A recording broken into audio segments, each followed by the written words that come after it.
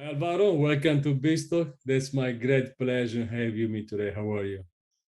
What's up, Massimiliano? Thanks for inviting me to BizTalk. It's a great pleasure to share this time with you today.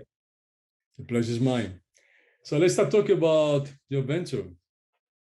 Okay, um, I studied mechanical engineering at the Miguel Hernández University of Elche in Alicante, Spain.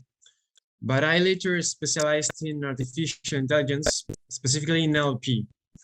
I have always liked process automation and robotics, and I have had an entrepreneurial nature. A couple of years ago, in an entrepreneurship event at my university, I remembered that my brother was studying the last year of high school to go to college and was very drawn with the heavy subjects, such as history. Then it occurred to me that why couldn't the system be devised to transform the text of history books, for example, into videos like the ones kids watch on YouTube to clarify the long topics? Something like an episode of a historical series. That's how the idea that became Current Anima was born. Current Anima is our software. Then I looked for young people at my university who studied computer science to help me carry out this project. I knew that we needed a business profile to be able to run a successful company. And that's why I decided to study an MBA and a master's degree in accounting and finance. At the beginning, we applied some local contests, and finally we decided to pivot, leaving for later the application of our technology for children and focus on building a tool for audiovisual production companies. Since then, we have been working to build a tool with a simple interface where you can write any descriptive text and have it turn into a 3D scene with multiple characters, animations, and environments. And that's the inception of HechicerIA. Thank you. Can we more in details? I mean, this is how you created, right? And how do you pronounce it? HechicerIA. HechicerIA. It's like HechicerIA. magic in Spanish. Okay. And we have this this trick with the two last letters for IA. That's artificial intelligence, but in the opposite order, because in Spanish is inteligencia artificial. So, I mean, this is very contemporary, right? Audiovisual contents are so trending now.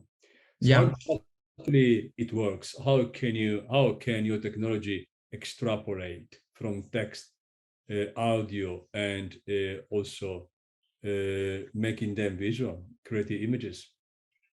Yes, our technology is based on text analysis using an NLP expert system.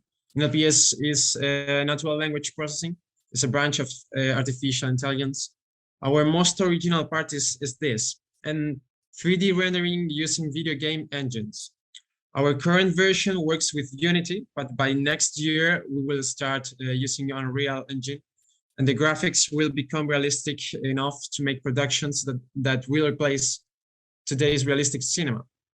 The 3D renders we do with AI that we train with samples of 3D persons, avatars, or environments. And after this training, the AI is available to inference the 3D render of a person, a different person, like these AIs that can inference photos of people that aren't real. It's the same concept, but in 3D instead of 2D.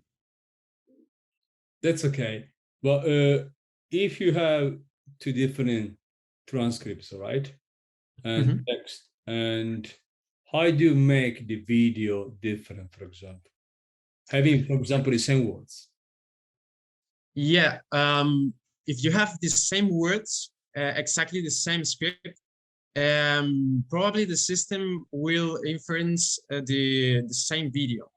But if you change, for example, you can you can, for example, specify camera shots, different camera shots, and you can change the angular and for example, the shots can change.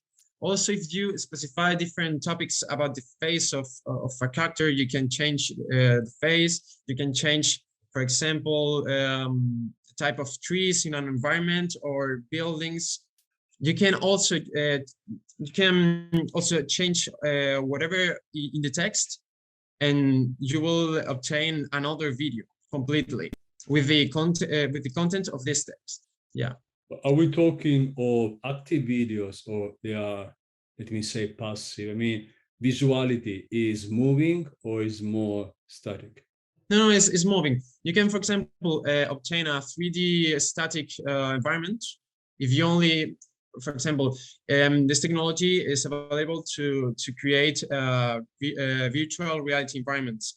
And in this context, for you, it's interesting obtain 3D static 3D environments or 3D persons avatars, no?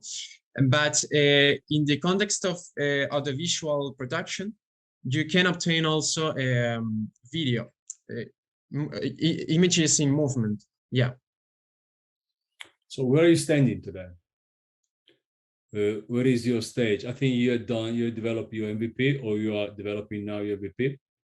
Yes, we have a prototype that at the moment is available to, for example, create storyboards in the audiovisual process of the productions. Audiovisual companies make scripts. After in the second time, we have a storyboard that is like a graphic script that helps to the company to do the final production, and also for the customer for clarify his or their ideas. And after you have the final production. At the moment, the prototype we have is available to make these storyboards, this intermediate, this second phase in this process. The MVP, the final product that we'll have in June, July of this year of 2022, will be available to do final productions. Will be so realistic, the video that we have. When you talk final productions, that means? That means, for example, realistic cinema, for example, like you and me in this conference. Yeah. Okay. So maybe, who are your clients? Who is going to buy your set? Yeah, we have, for example, we have the audiovisual companies that I tell you, the audiovisual companies that they make audiovisual content like video for ads, for social media, for cinema. After you have we have a customer that it will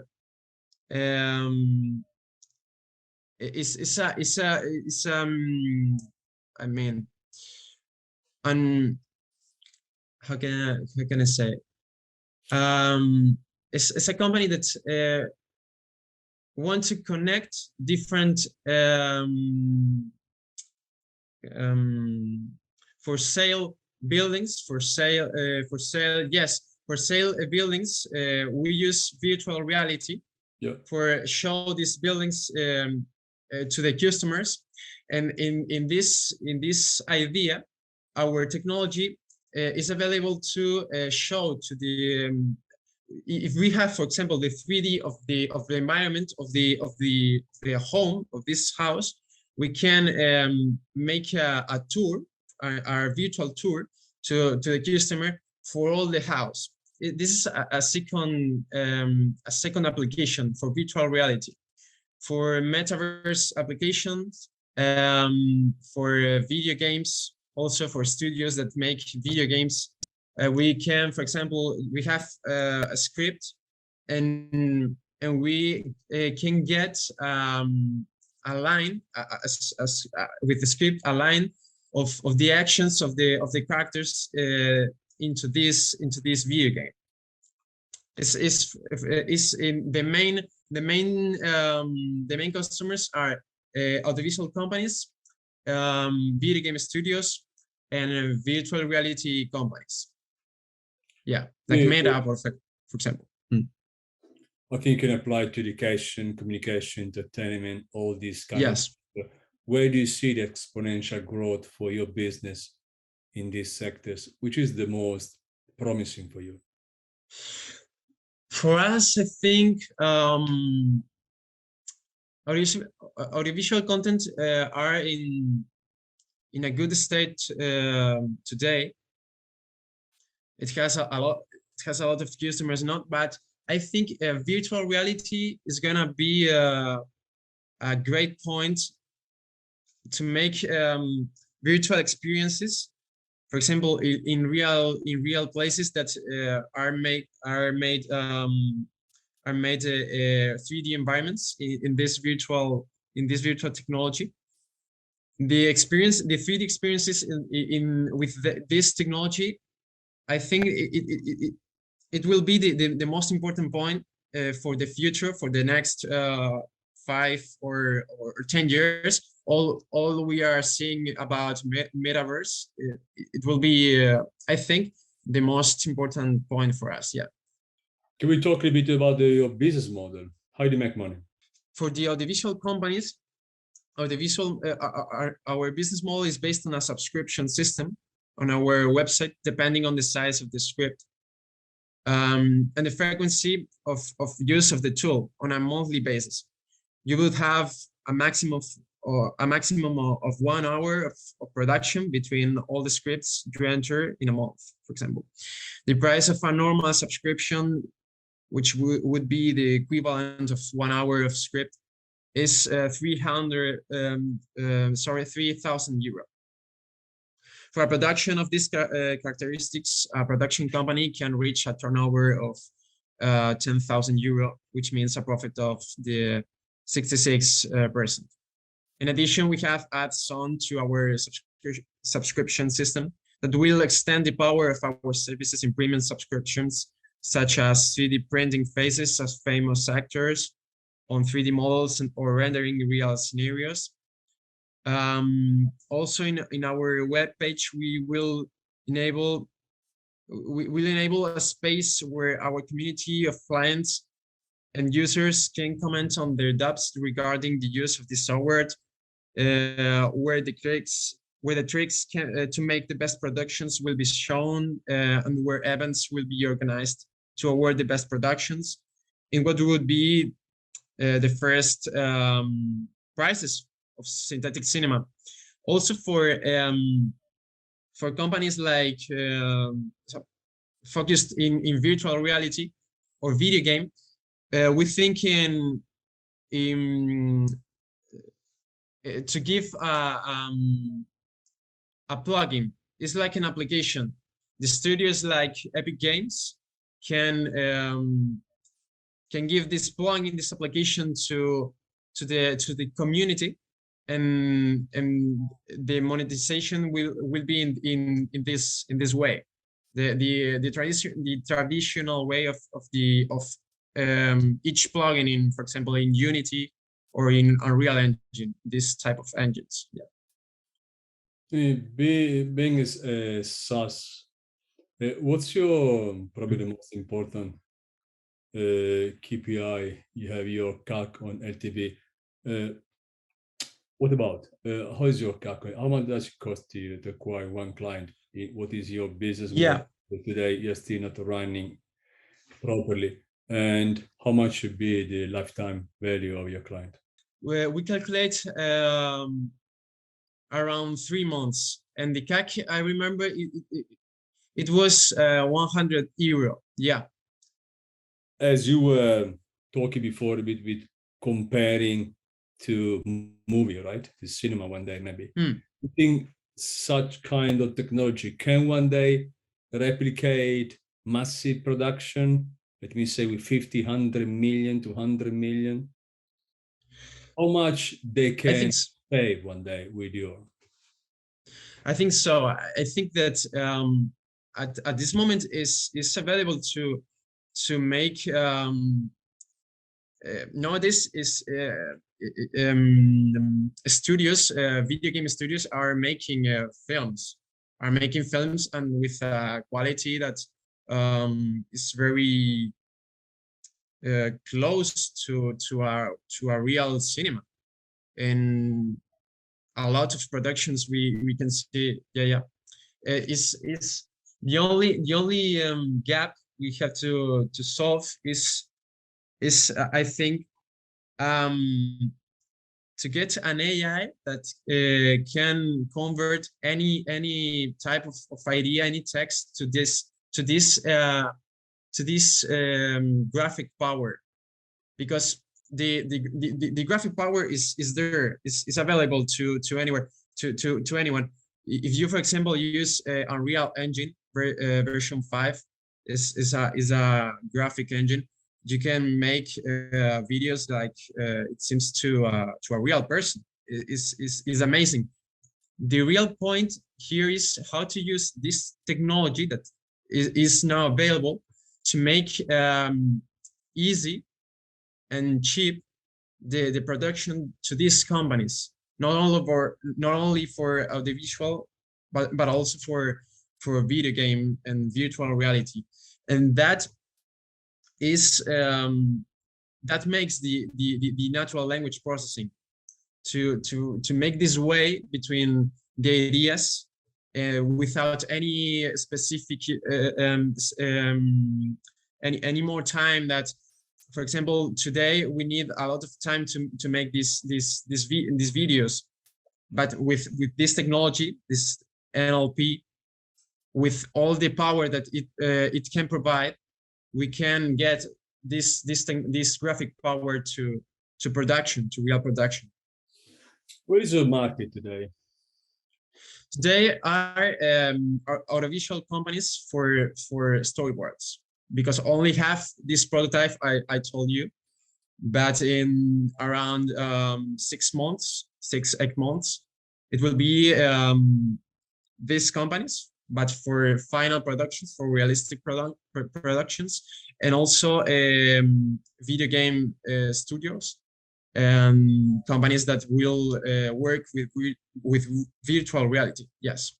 What about the market in terms of geography? Is Spain the first one? Yeah, we know a little bit more at the local market, the market in Spain, and we focus today in Spanish market, but we are we think obviously in an international level. We want to expand internationally from the third year from now, because currently we know the market in Spain well. As I told you, there is a big market here, up to 8 billion euro, but obviously we want to expand from then on internationally, because obviously we know that the audiovisual sector worldwide is very large. Without going any farther, the animation sector has raised in 2018 up to $259 billion. Yeah. Where is your company? You're an entrepreneur. So where Álvaro and all the team, or your co-founders, because I see you are 4 of them. 4. Right? Yes. What's your vision? Our vision is it's a good question. For us, it will be a dream to make this service internationally, and to provide to companies, to, for example, for Meta, it will be a nice dream, and for example, also for Epic Games, that we know that's a really good enterprise in video game. We are lovers of video games. We meet thanks to video games. and for artificial intelligence, for this love for the technology. And if we can reach, if we can get this point to provide to make companies that in the past will be the most important for us, it will be a nice dream. Yes. I mean, I do wish you all the best. You are fundraising now. How much are you fundraising, and what's going to be the use of the funds when you get them? Yeah, we're looking for an investment of 500,000 euro with an equity of 8% to be able to finish our technology and finance our digital expansion on the internet to reach our potential customers. Our customers move online, especially on YouTube, but also at conferences and industry forums, where we will actively participate from next year. We plan to launch marketing campaigns in which we will generate content using our tool, showing the advantages it has over the usual means of production through highly realistic scenes with virtual avatars of real actors generated in a matter of seconds, applied in commercials, short films, educational content, etc.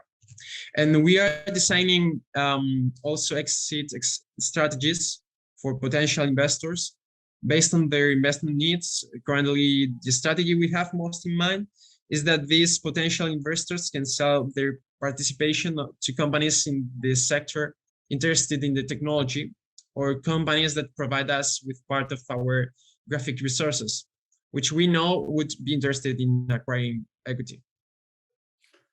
I mean, we always talk about dreams, which is, I am a huge dreamer. So at age of 50 almost, I'm turning 50 this year. But I dream every morning when I wake up. This is what keeps me going. But I always think also, and always, every morning, what fears me the most, right? Because it's beautiful to think about how to succeed, but you need to be very careful, right? To be always positive, but you need to know where are you going to, okay? So you have some fears. And wow, I mean, what really you feel the most can make your company to fail and not to succeed? It's also a good question. We think that our technology is so innovative, but this technology is in the is so how can I say it's in demand. There's a lot of companies that want to develop this type of technology because it provides a lot of resources in few seconds in a little time, and this for this market, these customers that there's a lot around the world, provides a great power, and it's so interesting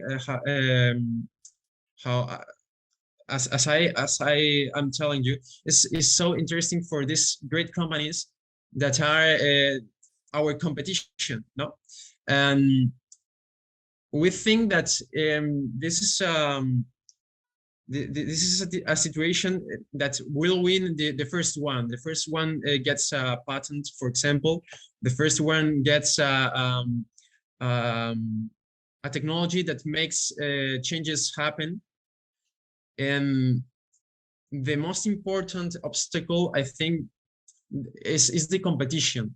It's a so hard competition, and it will be a nice and a wonderful competition, but a career. But I think we can, with the appropriate help, we can reach this career. Yeah, I do believe, as in many sectors, first mover is the king, right? Is what makes you succeeding. Yeah. What you need to aim, move as first. So we've been covering the fundraising. When you start a company, I mean, the first phase, let me say, is not that complicated, right? The burn rate is low. It's more about idea, developing idea between friends. So it's very an happy time. It's pleasant. But after you start not making any money, you start raising some money, you get the first money, as the problems start, right? Yeah. The pressure of investors. An investor will tell you, we need to grow now because we need to get money back at least 5 times more. And that's the reality. And now, how do you scale your business? And I like to touch this topic, which is not everyone likes, but do you find yourself strong enough to handle the venture capital environment, which is an extremely, extremely demanding sector? Because you have 2 ways to grow your startup: you own your money and step by step, or go to the venture capital and try to do in 3-5 years time what you normally can do in 20, because you have more money. You can make loss every year, grow up the market, and after maybe thinking, of course, you had one day, start making revenue and generating margin and profit. So you had to have prepared for the venture capital market. You had to have your scale plan. How do you scale your business? And do you feel yourself prepared?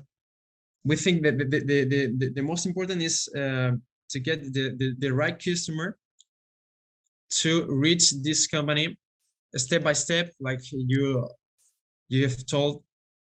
And for example, we are looking for RTVE. That's the most important television in Spain. That it will be a so important customer to rise to reach this career and to get more customers, to go to more markets. It's like a very big door for this for in this scaling process. This I mean, to choose the correct friends to go in this sector, in this audiovisual sector or video game sector, to get to a bigger level, for example. And we nowadays are talking to this type of bigger friends that are scaling up us for these bigger levels in these sectors. Yeah, the right friends. We always start with friends and family. Yeah. Yes. Yes. To leave them and move to something that, you know, they will help, but they will never bring you to the next step, as we need to move to something different, as we say, more scalable. Álvaro, thank you so much for coming to BizTalk. It's been a very great pleasure, and I wish you all the best for your startup. Thank you very much. The pleasure is mine. Thank you, Massimiliano.